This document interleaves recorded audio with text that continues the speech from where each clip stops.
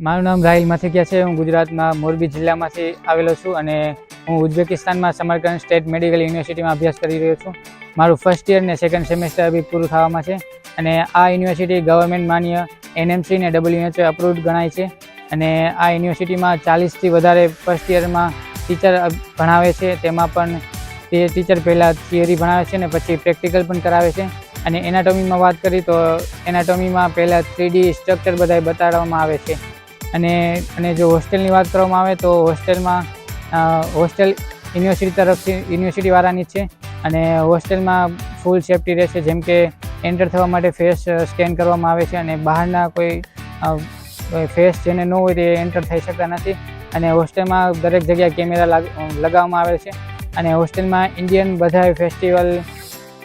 ઉજવવામાં આવે છે, જેમ કે દિવાળી, હોળી, ઈદ, મહાશિવરાત્રિ બધા તેના જેવા બધા જ તહેવાર ઉજવવામાં આવે છે। અને બહાર જો સિટીની સેફ્ટીની વાત કરીએ તો બહાર દરેક ચોકમાં પોલીસ ઊભેલી હોય છે, એટલે બહાર એકલા જવામાં કંઈ વાંધો નથી આવતો। અને જો બીજી યુનિવર્સિટી અત્યારે અમે ન્યુરોલોજી ડિપાર્ટમેન્ટની બહાર ઊભો છું અને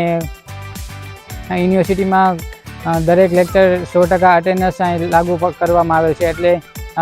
100% અટેન્ડન્સ જોઈએ એટલે કોઈ લેક્ચર સ્કીપ કરવામાં આવતા નથી। અને યુનિવર્સિટી બહુ સારી છે અને મિડલ ક્લાસવાળાને પણ પરવડે તેવી ઓછા બજેટમાં એડમિશન થઈ જાય છે અને મારું એડમિશન